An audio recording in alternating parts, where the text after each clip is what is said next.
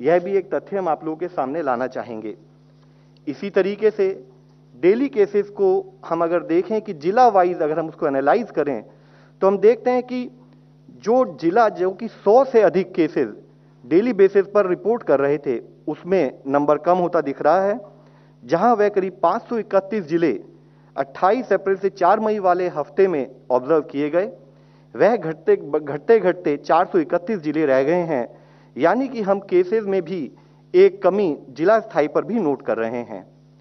इसी तरीके से देखें तो पाते हैं कि देश में कंसिस्टेंट पद्धति से रिकवरी रेट में भी वृद्धि नोट की जा रही है, जहां 3 मई के समय पर यह रिकवरी 81.7% थी, यह बढ़ते बढ़ते अब 88.7% हो गई है।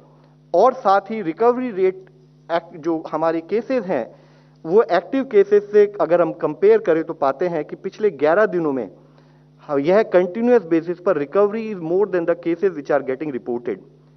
देश में 27 स्टेट्स ऐसी हैं जहां पर की recovery is more than the daily cases reported also. अगर हम इसी तरीके से देश में एक्टिव केसेस यानी कि वह केसेस जो या तो होम आइसोलेशन में हैं या हॉस्पिटल लेवल पर मॉनिटर किए जा रहे हैं, तो उसमें भी हम देखें तो पाते हैं कि पिछले 22 दिनों से continuous decrease in active cases देश में नोट किया जा रहा है, जहां 3 मई के समय पर देश में एक्टिव केसेस 17.13% थे, वह घटते घटते अब 10.17% रह गए हैं।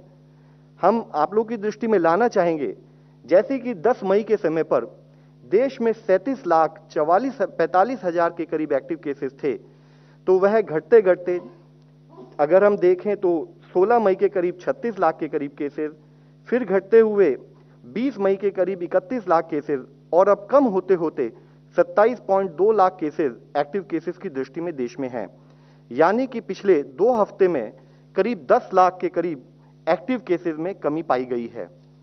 इसी के साथ ही हमने इससे पहले भी आपको अवगत किया है, जैसे जैसे केसेस में वृद्धि नोट की जा रही थी, देश के स्थाई पर टेस्टिंग क्योंकि वह अर्ली आइडेंटिफिकेशन में सपोर्ट करती है, उसको भी उसी गति से बढ़ाया गया, जहां 9 से 15 फरवरी वाले सप्ताह में देश में औसतन 7 लाख के करीब टेस्ट एक दिन में किए गए। 16 से 22 मार्च को वह बढ़ते हुए 10 लाख से अधिक प्रतिरोज के हिसाब से किए गए। 13 से 19 अप्रैल वाले वीक में अगर हम देखें तो 15 लाख प्रतिरोज के हिसाब से वह टेस्ट बढ़ते गए। और अगर हम औसतन देखें तो पिछले हफ्ते 18.46 लाख देश में टेस्ट की गति में वृद्धि आई है औसतन। तो यानी कि अगर हम देखें तो पिछले 15 हफ्तों में करीब 2.6 टाइम्स देश में जो टेस्ट होते थे उनकी संख्या में बढ़ोतरी की गई है। इसी के साथ ही एक स्थाई पर जब देश में टेस्ट बढ़ते रहे, हमने टेस्ट को बढ़ाया, दूसरे स्थाई पर जो एक शुरू में एक नेगेटिव ट्रेंड था in terms of increase in positivity, उसमें भी एक अच्छी न्यूज हम नोट करते हैं। हम देखते हैं कि जहां हमारे 16.92% केस पॉजिटिविटी 13 से 19 अप्रैल वाले सप्ताह में थी, जो बढ़ते बढ़ते 4 से 10 मई वाले वीक में 21.4% हो गई थी, वह पिछले 2 हफ्ते से घटती जा रही है और औसतन 12.09% आज देश में केस पॉजिटिविटी वीकली बेसिस पर नोट की जा रही है।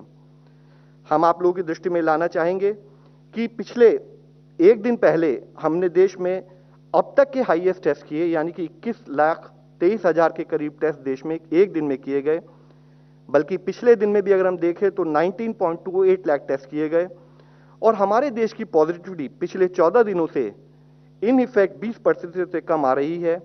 और अगर हम कल की टेस्ट पॉजिटिविटी देखें तो it is as low as 11.53%। इसी तरीके से हम देखें कि ऐसे कितने जिले हैं जहां पर कि देश में ओवरऑल पॉजिटिविटी 5% से कम है। तो वीक एंडिंग 7 मई 21 में जहां देश में ऐसे 92 डिस्ट्रिक्ट थे, अब वह संख्या बढ़कर 197 डिस्ट्रिक्ट हो चुकी है।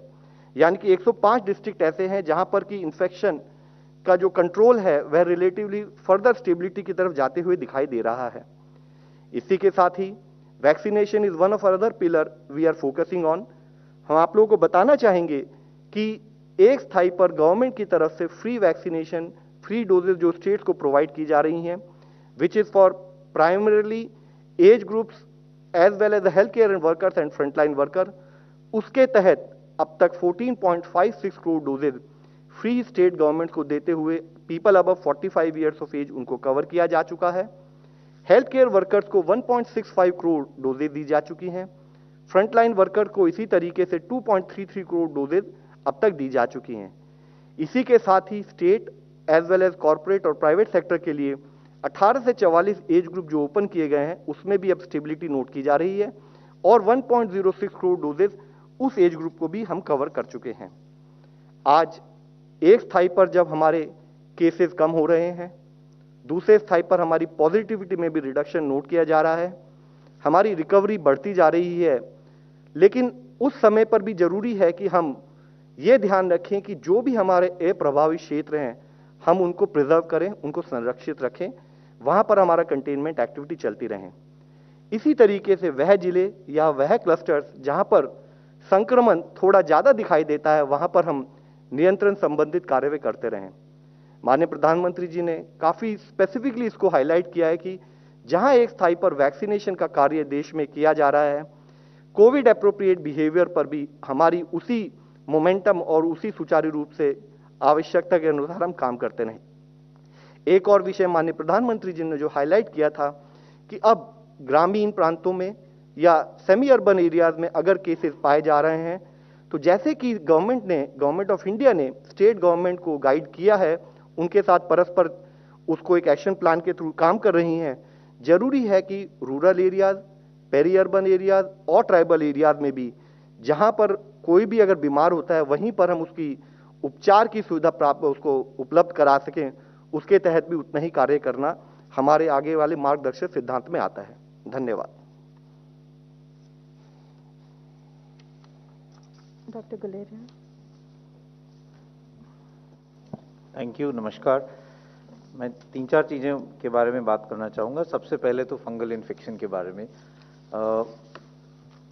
कुछ हद तक ये धारणा है कि कई टर्म्स यूज़ किए जाते हैं, black fungus, yellow fungus, white fungus.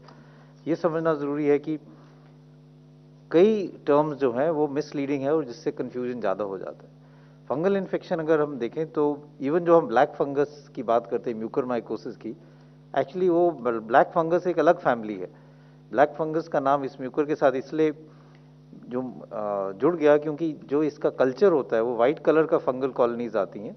White colour की फंगल कॉलोनीज के साथ ऊपर ब्लैक डॉट्स आ जाती हैं और वो कल्चर में अगर वो थोड़े थोड़े ब्लैक डॉट्स दिखते हैं, इसलिए एक जनरल टर्म में ये ब्लैक फंगस का नाम इसको दे दिया गया। लेकिन अगर हम फंगल इन्फेक्शंस की बात करें तो इन जनरल जो हम फंगल इन्फेक्शंस देखते हैं वो या तो म्यूकरमाइकोसिस होते हैं, जो हम आजकल कह सकते हैं बहुत ज़्यादा देखा जा रहा है, और फंगल इन्फेक्शन है जैसे कैंडिडा है, एक और fungus infection aspergillosis, Cryptococcus, histoplasma, और एक और होता है कॉक्सीडोमाइकोसिस। इस टाइप के फंगल इन्फेक्शंस हैं। जिन लोगों की इम्यूनिटी कम होती है उनमें जो हम ज़्यादातर देखते हैं वो म्यूकरमाइकोसिस है, कैंडिडा है या एस्परजिलस इन्फेक्शन है। म्यूकर का आपको पता ही है कि ये एक फंगस है जो अब ज़्यादा देखा जा रहा है, स्पेशली कोविड के साथ अगर स्टीरॉयड और डायबिटीज़ जुड़ा जाए। और ये जो फंगल इन्फेक्शन है ये मेनली जो है साइनसेस में, जिसको हम राइनो ऑर्बिटल म्यूकरमाइकोसिस कहते हैं, राइनो ऑर्बिटल सेरेब्रल म्यूकरमाइकोसिस, जो साइनसेस में, नाक में, साइनसेस में, ऑर्बिट जो आंख के अराउंड बोन है उसमें और ब्रेन के अंदर जा सकता है। ओकेजनली ये लंग्स में पाया जाता है जिसको हम पल्मोनरी म्यूकरमाइकोसिस कहते हैं, और कभी कभी ये आंतनी में भी देखा जाता है, गैस्ट्रोइंटेस्टाइनल ट्रैक्ट में भी देखा जाता है। एक और फंगल इन्फेक्शन जिसको हम कैंडिडा कहते हैं, वो भी जिन लोगों की इम्यूनिटी कम होती है, लॉन्ग टर्म इम्यूनोसप्रेसेंट्स पे होते हैं, उनमें देखा जाता है। ये यूजुअली अगर मुंह में हो तो ओरोफेरेंजियल कैंडिडाइसिस, मतलब ओरल कैविटी और जो खाने की नाली है उसमें हो सकता है, जिसमें वाइट पैचेस आ जाते हैं और टंग भी एकदम वाइट हो सकती है। और ये और जगह भी ये फंगल इन्फेक्शन जो अपॉर्चुनिस्टिक है वो हो सकता है, जैसे प्राइवेट पार्ट्स पे भी ये फंगल इन्फेक्शन हो सकता है। ये ब्लड में भी फैल सकता है जिसको हम कैंडिडीमिया कहते हैं, और कैंडिडा इन्फेक्शन अगर ब्लड में फैल जाए तो वो थोड़ा सीरियस हो सकता है। तीसरा जो फंगल इन्फेक्शन देखा जाता है जो इस टाइम में इतना कॉमन नहीं है वो है एस्परजिलस, जो भी एक फंगस है। ज़्यादातर वो फेफड़े में असर करता है और कई लोगों में वो एलर्जिक रिएक्शन भी कर सकता है, जिसको हम एलर्जिक ब्रोंकोपल्मोनरी एस्परजिलोसिस कहते हैं। पर कई दफ़ा वो इन्वेजन कर सकता है, जिससे वो फेफड़े में कैविटी बना देता है और काफ़ी हद तक फेफड़े में नुकसान कर सकता है। अभी तक अगर हम बात करें तो ज़्यादातर जो कोविड में देखा जा रहा है वो म्यूकरमाइकोसिस के केसेस देखे जा रहे हैं। ओकेजनली या रेयरली एस्परजिलस के केसेस भी देखे जाते हैं, जो लंग्स का अगर हम उनको किसी व्यक्ति का एक्सरे में दाग आए या हम सीटी स्कैन कराएं तो उसमें कैविटीज़ आ जाती हैं, उसमें एक क्लासिकल पिक्चर आती है जो हम कहते हैं ये इन्वेजिव एस्परजिलोसिस का के लक्षण है। और कई लोगों में कैंडिडा इन्फेक्शन भी देखा जाता है। और जो फंगल इन्फेक्शन है, जैसे मैंने बात किया क्रिप्टोकोकस की, HIV पेशेंट्स में वो ज़्यादा देखा जाता है। अभी इस दौरान इतना ज़्यादा उसके केसेस नहीं है। तो ये बात समझना बहुत ज़रूरी है कि अगर हम बात कर रहे हैं तो इट्स बेटर कि हम यूज़ करें करेक्ट नेम, क्योंकि ये कन्फ्यूजन हो जाता है। क्योंकि कई दफ़ा कुछ एरियाज़ में अगर फंगस ग्रो करे तो उसका कलर अलग लग सकता है, और उसको आप एक ही फंगस को अलग अलग कलर के नाम से लेबल करने से कन्फ्यूजन हो सकता है। ज़्यादातर अभी जो देखा जा रहा है वो म्यूकरमाइकोसिस है, ओकेजनली कैंडिडा इन्फेक्शन और एस्परजिलस इन्फेक्शन लंग्स में पाया जा रहा है। जैसे मैंने पहले भी कहा था, म्यूकर जो है एक फंगस इन्फेक्शन है जो मेनली सॉइल में देखा जाता है, एनवायरनमेंट में है, और it is not a communicable disease, यानी कि एक व्यक्ति से दूसरे व्यक्ति को वैसे नहीं फैलता है जैसे कोविड फैलता है। तो अगर एक व्यक्ति जिसको म्यूकरमाइकोसिस है वो और किसी व्यक्ति के साथ बैठा है तो ऐसा नहीं है कि उसको फंगल इन्फेक्शन उससे फैल जाएगा। तो ये समझना बहुत ज़रूरी है। दूसरा ये समझना ज़रूरी है कि ये जो फंगल इन्फेक्शन है 90 to 95% जो पेशेंट्स हैं जिनमें पाया गया है उनमें या तो डायबिटीज़ है या साथ में स्टीरॉयड यूज़ किया गया है। जिन लोगों को डायबिटीज़ नहीं थी या जिन लोगों को स्टीरॉयड्स नहीं दिए गया उसमें ये बहुत रेयरली देखा गया है, इट इज़ नॉट अनकॉमन। कई दफ़ा लोग ये कहते हैं कि ऑक्सीजन के साथ ये है, लेकिन इसका लिंक है, लेकिन कई पेशेंट्स ऐसे भी हैं जो घर पे इलाज कर रहे थे जिनको ऑक्सीजन की ज़रूरत नहीं पड़ी, घर पे उन्होंने स्टीरॉयड्स ले लिए और शुगर उनकी कंट्रोल नहीं हुई, उनमें भी म्यूकरमाइकोसिस देखा गया है जो हॉस्पिटल में एडमिट भी नहीं हुए। तो admission and oxygen is not one factor which is definitely linked with this. Hygiene रखना तो वैसे भी ज़रूरी है, स्पेशली जिनको डायबिटीज़ है, क्योंकि अपॉर्चुनिस्टिक इन्फेक्शन उनमें ज़्यादा है। तो जनरल हाइजीनिक मेजर जो हम पहले से कह रहे हैं कि रेगुलर वॉशिंग ऑफ हैंड्स, अगर आप कोई ऑक्सीजन यूज़ कर रहे हैं तो उसकी ट्यूबिंग प्रॉपरली क्लीन हो, जो पानी यूज़ करते हैं ह्यूमिडिफिकेशन के लिए आइडियल सिचुएशन में अगर वो स्टेराइल वाटर हो तो वो बेटर रहेगा। दूसरा इम्पॉर्टेंट इशू ये है कि ये समझना कि म्यूकर के लक्षण क्या हैं। अभी तक हमने जो देखा है, जो हमारे हॉस्पिटल में हमने देखा है कि मेजॉरिटी हमारे पेशेंट जो हैं उनको म्यूकर अर्ली स्टेज में हो रहा है, तब अभी वो कोविड पॉजिटिव ही हैं। ये एक चैलेंजिंग सिचुएशन होती है क्योंकि आपको एक जिनको म्यूकरमाइकोसिस है उनकी ट्रीटमेंट जो है वो लंबे टाइम के लिए चलती है। तो शुरू में आप उनको वो कोविड पॉजिटिव रहते हैं। 80% जो हमारे पेशेंट दाखिल हैं वो अभी भी कोविड पॉजिटिव हैं, तो वो कोविड एरिया में है। लेकिन जैसे उनकी ट्रीटमेंट चल रही है, कई दफ़ा सर्जरी भी करनी पड़ती है, डिब्राइडमेंट, फिर वो कोविड नेगेटिव हो जाते हैं, फिर उनको कोविड पॉजिटिव एरिया से फिर नेगेटिव एरिया में शिफ्ट करना पड़ता है। सो हॉस्पिटल्स के लिए चैलेंजिंग ये है to have 2 mucor wards, 1 for positive patients and 1 for negative patients, क्योंकि उनकी ट्रीटमेंट जो है वो तो कई हफ्ते चलती है, जो एंटी फंगल ट्रीटमेंट है। और सर्जरी भी जो है उसकी टाइमिंग जो है वो ज़रूरी है, क्योंकि ये भी सही है कि कोविड अगर आप पॉजिटिव हो और बहुत एग्रेसिव सर्जरी करो तो उससे मोर्टेलिटी ज़्यादा हो सकती है, क्योंकि अगर फेफड़े में कमज़ोरी है, ऑक्सीजन की रिक्वायरमेंट है और आप ऑक्सीजन पे हो और उसके ऊपर आपके नेज़ल पैसेजेस या सांस के ऊपर वाले एरिया में सर्जरी की जाए तो it can have worse outcome. तो इसलिए ये भी समझना ज़रूरी है। दूसरी चीज़ ये है कि कुछ इसके ऐसे लक्षण हैं जो हम वार्निंग साइंस कहते हैं, जैसे हेडेक है, नाक बंद हो जाना या नाक में क्रस्टिंग होना, नाक से कभी कभी खून आना, या एक साइड में स्वेलिंग हो जाना, आंख के नीचे या चेहरे पे स्वेलिंग हो जाना, या एक साइड पे दर्द ज़्यादा होना और जो है सेंसेशन चेहरे पे कम हो जाना। ये सब जो लक्षण है, अगर किसी को भी ऐसे लक्षण हो और जो हाई रिस्क ग्रुप में है, यानी कि जिनको डायबिटीज़ है, जिनकी शुगर कंट्रोल नहीं है और स्टेरॉइड्स ले रहे हैं, उनको अपने डॉक्टर के साथ संपर्क करके अपना चेकअप कराना चाहिए। सिंपल टेस्ट है, नाक का एग्जामिनेशन, नेज़ल एंडोस्कोपी भी कर सकते हैं, जिससे आप नाक के अंदर देख सकते हैं और वहाँ से स्वैब और बायोप्सी भी ले सकते हैं, जिससे डायग्नोसिस भी हो सकता है और जल्दी ट्रीटमेंट शुरू करने से इसका आउटकम भी बेटर रहता है।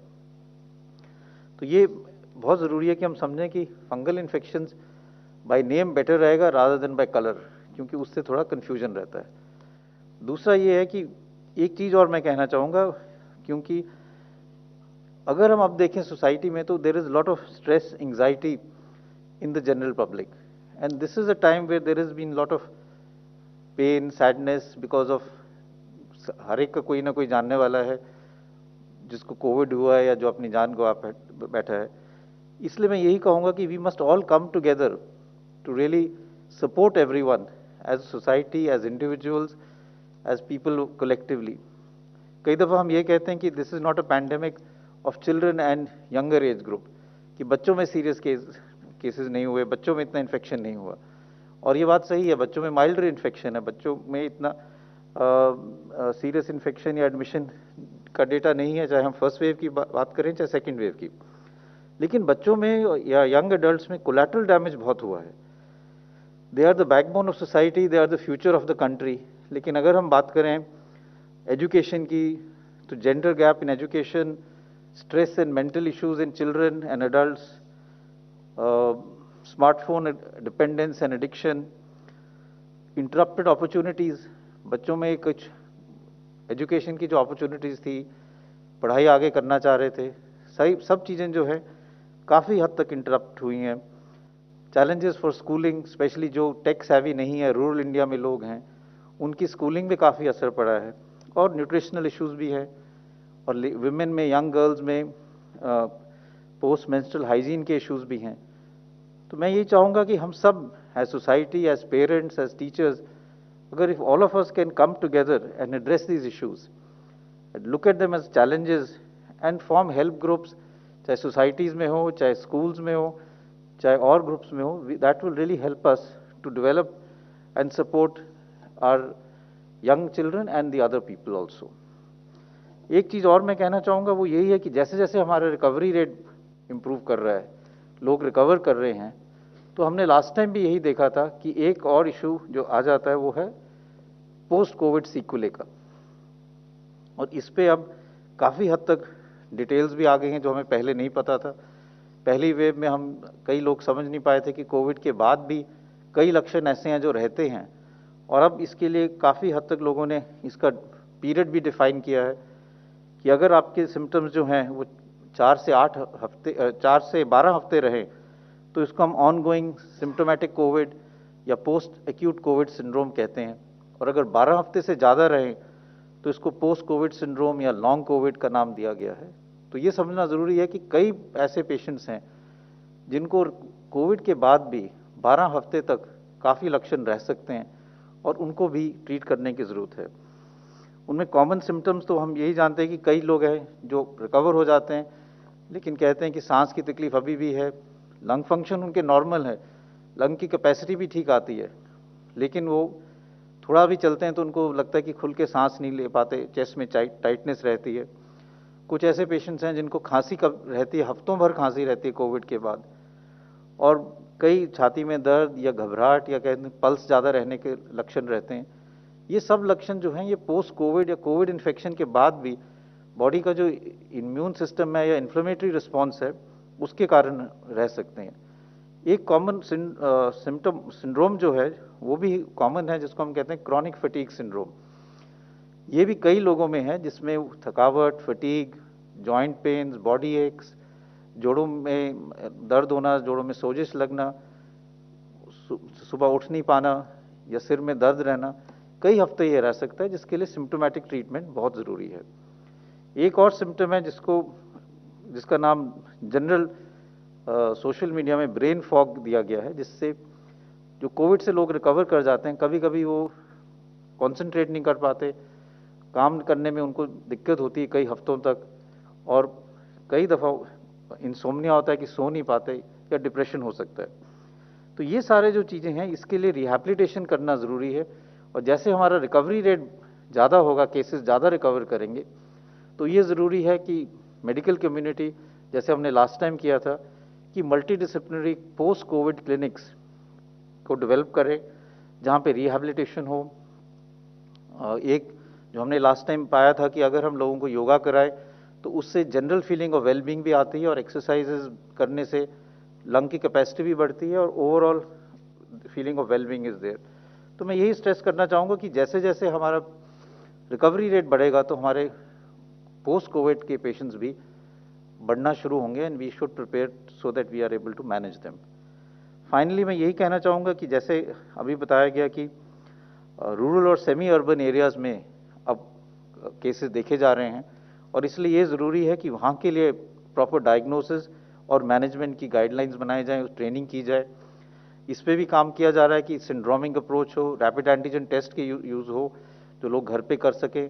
अगर किसी को भी लक्षण हो जो कोविड के हों गांव में, तो उनको एकदम आइसोलेशन का एडवाइस किया जाए। उनका अगर रैपिड एंटीजन टेस्ट हो जाए तो वो करके, अगर आइसोलेट वहाँ नहीं कर सकते तो कोविड केयर सेंटर में उनको आइसोलेट किया जाए, जिससे बीमारी आगे ना फैले। और एक ट्रीटमेंट स्ट्रैटेजी बनाई जाए जिससे वो ट्रीटमेंट वहाँ उनका प्रॉपरली हो पाए, प्रॉपर कंसल्टेशन हो पाए विद यूजिंग टेली कंसल्टेशन, जिससे साथ में जो बड़ा डिस्ट्रिक्ट हॉस्पिटल है या मेडिकल कॉलेज है वहाँ से संपर्क करके ट्रीटमेंट जो है वो प्रॉपर दिया जाए। और इसमें काफ़ी हद तक हर एक एरियाज़ में सेंटर ऑफ एक्सेलेंस बना के डॉक्टर्स की ट्रेनिंग की जा रही है at rural level, at primary level, both in government sector and private sector. और ये भी देखा जा रहा है कि वहाँ पे पूरी तरह से दवाइयों का अरेंजमेंट हो, ऑक्सीजन की अरेंजमेंट हो, जिससे जैसे जैसे अगर वहाँ केसेस बढ़ते हैं तो we are ready to manage them. तो ये 3-4 चीज़ों पे मैं कुछ बात करना चाह रहा था। Thank you very much. Thank you, Dr. Guleria. And now we'll take some questions. Okay, can we begin with Vijay Lakshmi ji?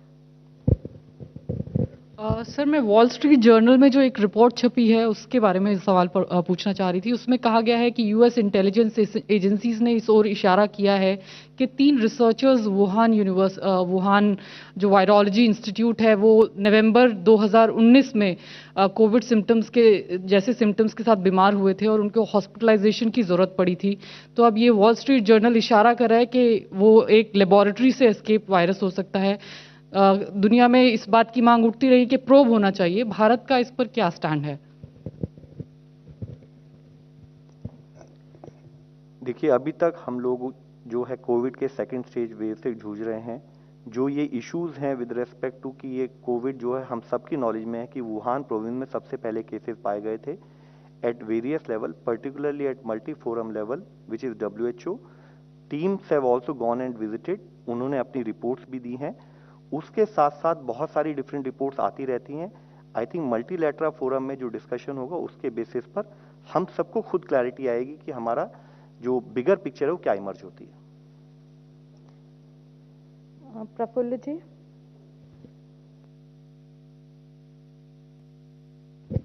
Sir, हर बार आप ये आंकड़े बताते हैं, सारी चीज़ें अच्छी हो रही है बताते हैं, लेकिन कभी ये नहीं बताया कि कितने बच्चे इन्फेक्ट हुए हैं फर्स्ट वेव और सेकंड वेव में, और कितने बच्चों की मौत हुई है। क्योंकि बार बार माइल्ड होता कहा जाता है, आंकड़े नहीं बताए गए आज तक। आंकड़े क्या है सर? सर, हम जैसे आप देख रहे हैं कि हम कई बार इंटरप्रिटेशन के आंकड़े जो आपको बताते हैं, कुछ आंकड़े हम आपको एक दिन बताते हैं, दूसरे दिन हम कुछ और आंकड़े बताते हैं। आइडिया ये होता है कि हम ओवरऑल बिगर पिक्चर आपके सामने प्रेजेंट करें। इससे पहले इसी फोरम में बताया गया है कि चाहे वो फर्स्ट वेव रही हो, चाहे वो सेकेंड वेव रही हो, level of infection on different age groups has remained same. यहाँ पर आपको प्रेजेंटेशन के रूप में फिगर्स के साथ ही एक्सप्लेन किया गया था। अगर आप चाहें तो हम दोबारा से वे फिगर्स अपडेटेड फिगर्स के साथ आपके सामने ला सकते हैं। हम आपको फिर से ही बताना चाहेंगे, जैसे कि डायरेक्टर एम्स साहब ने बताया आपको, कि ओवरऑल जो इन्फेक्शन है, इन्फेक्शन स्प्रेड का जो पैटर्न पिछली बार था वेव 1 में, वही पैटर्न वेव 2 में भी पाया गया है। साथ ही यह भी पाया गया है कंटिन्यूड बेसिस पर कि जो फेटालिटी है, मॉर्टेलिटी है because of this disease is primarily on 60+ people as well as people जिनको पहले से कोई को एग्जिस्टिंग बीमारियां, जिसको हम कोमॉर्बिडिटी कहते हैं, वह है। और यही कारण था कि अगर आप देखें जो हमारी वैक्सीनेशन गाइडलाइन में हमने उसको प्रायोरिटी एज ग्रुप के रूप में लिया है। इसी में एक चीज़ मैं ऐड करना चाहूँगा कि हमने अपने हॉस्पिटल में भी हम रेगुलरली डेथ ऑडिट करते हैं कि डेथ्स जो हुए हैं, और हमने जो हमारे अभी पिछले 1-1.5 महीने में जो डेथ्स हुए हैं उनकी ऑडिटिंग की है, और वी कंपेयर्ड इट कि जो फर्स्ट वेव में डेथ्स थी उसमें और इसमें क्या फ़र्क था। Age group wise and comorbidity wise it was almost similar, यानी कि जो डेथ्स हुई हैं वो हायर एज ग्रुप में ही हुई है इस वेव में भी, और जिनको कोमॉर्बिडिटीज थी 1 या मोर कोमॉर्बिडिटीज थी। तो इसलिए अगर हम पूरा डेटा देखें, ये तो हमारे हॉस्पिटल का ही डेटा है, but it reflects the fact कि हमने मोर्टेलिटी में एज ग्रुप वाइज या कोमॉर्बिडिटी वाइज फर्स्ट वेव और सेकेंड वेव में कोई ज़्यादा फर्क नहीं पाया। संजय जी। सर, संजय शर्मा आज तक से। मेरा सवाल ये है कि अभी बहुत दिनों से कहा जा रहा है कि थर्ड वेव में बच्चे ज़्यादा प्रभावित होंगे उससे, लेकिन अभी पेडियाट्रिक्स एसोसिएशन ने ये कहा है कि ये बिल्कुल भी तथ्यों पर आधारित नहीं है और बच्चों को इससे कोई खतरा नहीं होना चाहिए, इसलिए लोग पैनिक ना करें। तो अगर हम डेटा देखें फर्स्ट वेव का, सेकेंड वेव का, तो डेटा बहुत सिमिलर है, और ये यही दर्शाता है कि जो बच्चे हैं वो प्रोटेक्टेड रहते हैं, उनको कम इन्फेक्शन होता है, और अगर इन्फेक्शन भी होता है तो बहुत माइल्ड रहता है। और ये वायरस तो वही है, वायरस तो चेंज नहीं हुआ है, तो इसलिए ऐसा कोई लक्षण, ऐसा कोई इंडिकेशन नहीं है कि जो थर्ड वेव है उसमें बच्चों में ज़्यादा होगा। और ये इसलिए, जिसका एक हाइपोथेसिस वो ये है कि जो वायरस है वो एस रिसेप्टर्स के साथ बॉडी के अंदर एंटर करता है, और बच्चों में ये रिसेप्टर्स रिलेटिवली कम है एज कम्पेयर टू अडल्ट्स। ये एक हाइपोथेसिस है कि बच्चों में क्यों कम देखा जाता है। लेकिन अभी तक जो डेटा है दोनों वेव्स का, उसमें बच्चों में ये कम पाया गया है, इसलिए ऐसा नहीं लगता कि बच्चों में आगे जाके पाया जाएगा, आगे सीवियर इन्फेक्शन होगा या ज़्यादा इन्फेक्शन होगा। जिन लोगों ने इस थ्योरी को आगे बढ़ाया है वो उनका ये कहना है क्योंकि बच्चों में अभी तक हुआ नहीं है इन्फेक्शन, वो प्रोटेक्टेड हैं, इसलिए अगले वेव में शायद उनको ज़्यादा इन्फेक्शन हो सकता है प्रोपोर्शनली। लेकिन इसमें कोई अभी तक एविडेंस नहीं है कि बच्चों में सीवियर इन्फेक्शन होगा या उनको ज़्यादा केसेस उसके आगे वाले वेव में पाए जाएंगे।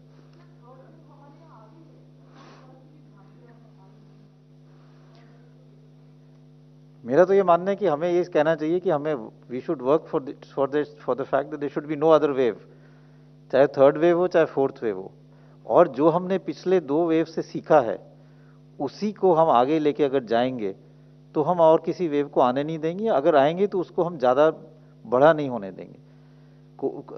वायरल इन्फेक्शंस में there is always waves which come, sometime उनका सीजनल वेरिएशन होता है जो हम इन्फ्लुएंजा में देखते हैं कि मानसून में केसेस बढ़ जाते हैं फिर कम हो जाते हैं, फिर विंटर मंथ्स में बढ़ जाते हैं, फिर समर में बिल्कुल कम हो जाते हैं। तो कई वायरल इन्फेक्शन हैं जो रेस्पिरेटरी वायरल इन्फेक्शन जो with that come in waves, and Covid is also come in waves.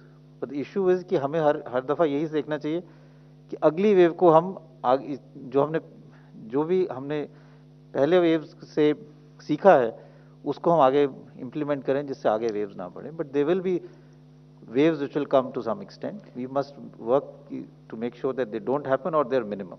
Ma'am, इससे पहले इस फोरम में हमने कई बार इस विषय में बात की है। मुख्य इशू ये है कि कंटेनमेंट पर हमारा फोकस कंटिन्यूड बेसिस पर अगर बना रहे, और जब हम कंटेनमेंट की बात करते हैं तो कोविड अप्रोप्रिएट बिहेवियर, यानी कि हम वो सिचुएशन जहां पर कि इन्फेक्शन स्प्रेड हो सकता है उस एक्टिविटी पर हम काम करें। हम जैसे कि use of mask, so physical distancing, hand hygiene, respiratory hygiene, इस पर काम करें तो टू दैट एक्सटेंट हम इन्फेक्शन के स्प्रेड को कम कर सकते हैं। तो जरूरी है कि चाहे वो फर्स्ट वेव हो, सेकेंड वेव हो, principles for management would remain same, और उसी पर हमारा कम्युनिटी लेवल पर और गवर्नमेंट लेवल पर कंटिन्यूड फोकस बना रहना चाहिए। We've received a few online questions also, and many of them are similar in nature, so I'm going to club them to you. और अग्रवाल जी आप ही के लिए है। So from Shireen from Times Now, Runjhun Sharma from CNN News 18, Monica Yadav, Hindu Business Line. So they are all saying that many of the state governments are saying that both Pfizer and Moderna have refused to sell the vaccines to them. So now what is the... ma'am, हम आपको explain करना चाहेंगे कि चाहे Pfizer हो, Moderna हो, हम उन सबके साथ सेंट्रल लेवल से कोऑर्डिनेट करते हुए उनको दो तरीके से फैसिलिटेट कर रहे हैं। एक तो उनके regulatory facilitation in terms of approvals, दूसरा प्रोक्योरमेंट रिलेटेड फैसिलिटेशन। और both Pfizer and Moderna most of the time their orders books is already full, so it is depending on their surplus how much they can provide to India. They will come back to government of India and will ensure and facilitate कि उसके basis पर हम वो सारी चीजें state level पर उसको supply किया जा सके, कोऑर्डिनेट किया जा सके, फैसिलिटेट कर पाए। एक और क्वेश्चन है अग्रवाल जी कि will the health ministry clarify that Covishield output is at 6 crore, Covaxin output is at 2 crore doses per month, yet only 5 crores are to be given by May end. Can the ministry clarify this? This is from by Milan from India Today. देखिए, पूरा जो vaccine का जो supply chain है, पूरा process समझने के लिए हमें दो तरीके से समझना पड़ेगा। पहला क्वेश्चन है अवेलेबिलिटी का, इन टर्म्स ऑफ कि हम क्या फील्ड में अवेलेबल करते हैं। उससे पहला क्वेश्चन आता है प्रोडक्शन का। तो जो जैसे हमारे मीडिया फ्रेंड्स ने पूछा है और रिपोर्ट्स भी आई हैं, तो अगर हम प्रोडक्शन को देखें तो जैसे कि बताया गया है कि करीब 6.5 करोड़ अगर कोविशील्ड इस माह में प्रोड्यूस होंगी और 1.5 करोड़ अगर कोवैक्सीन ऑन एन एवरेज अगर हम देखें इस माह में प्रोड्यूस होंगी, तो अगर 8 करोड़ की प्रोडक्शन है तो वह प्रोडक्शन इमीडिएटली अवेलेबल नहीं होता है। There are processes involve in ensuring its availability. मैं आप लोगों को बताना चाहूंगा जैसे कि प्रोडक्शन के तुरंत बाद स्टेबिलिटी और स्टेरिलिटी स्टडीज की जाती हैं फैक्ट्री प्रेमिसेस में, जिसमें करीब 1 हफ्ते के करीब लगता है। इसी तरीके से उसके बाद वह बैचेज में आती हैं और बैचेज में आने के बाद उसको सीडीएल कसौली में टेस्टिंग के लिए भेजा जाता है, जहां पर करीब 1 दिन लगता है। उसके बाद से वह सारी पर्टिकुलर जो वैक्सीन हैं इन टर्न पूरे कंट्री में अक्रॉस वो सप्लाई चेन के थ्रू जाती हैं। तो इसमें जो हमें ये समझना है कि इमीडिएटली जो आज प्रोड्यूस हुई है वो उसको अवेलेबल होने में 7, 8 या 9 दिन लगते हैं। That is first point. Second point हमें जो समझने की जरूरत है कि उसके बाद भी जरूरी है कि हम फोकस ये करें कि हमारा लॉजिस्टिक्स मैनेजमेंट और इन्वेंट्री मैनेजमेंट बहुत सुदृढ़ हो। एग्जाम्पल के तौर पर हम आपको बताना चाहेंगे कि जैसे गवर्नमेंट ऑफ इंडिया की तरफ से जब हम फ्री वैक्सीनेशन स्टेट को प्रोवाइड करा रहे हैं, फ्री डोजेज जो प्रोवाइड कराते हैं जो 50%, हमने स्टेट्स को बताया है कि हम डे ऑन डे बेसिस पर किस पर्टिकुलर स्टेट में कितनी सप्लाईज देंगे, ताकि उसके बेसिस पर स्टेट लेवल पर, फील्ड लेवल पर वैक्सीनेशन साइट्स कौन कौन सी चलेंगी, कितनी अवेलेबिलिटी होगी, वह माइक्रो प्लानिंग स्टेट लेवल पर की जा सके। इसी के साथ ही इसमें लिंक्ड इश्यू होता है कि जैसे बहुत सारी वैक्सीनेशन साइट्स हैं, बहुत सारे कोल्ड चेन पॉइंट हैं, बहुत सारे इंटरमीडिएट स्टोरेज पॉइंट्स होते हैं। तो इस पूरे लॉजिस्टिक्स में हमेशा at any point of time कुछ ना कुछ वैक्सीन अवेलेबल रहती हैं which will become available in weeks to come. But what is very critical is कि जो हमारा लॉजिस्टिक्स मैनेजमेंट है, सप्लाई चेन मैनेजमेंट है, हम इसको स्टेट लेवल पर और सुदृढ़ करते जाएं ताकि उसकी अवेलेबिलिटी हम जस्ट इन टाइम अप्रोच पे ले जा सकें। जैसे कि आप सबको अवगत होगा कि कुछ स्टेट्स में आज अगर हमारी वैक्सीन सप्लाई की गई है तो अभी भी उनके पास during transit in different locations कुछ वैक्सीन अवेलेबल होती हैं which will definitely become available as a doses in a week to come. With that we end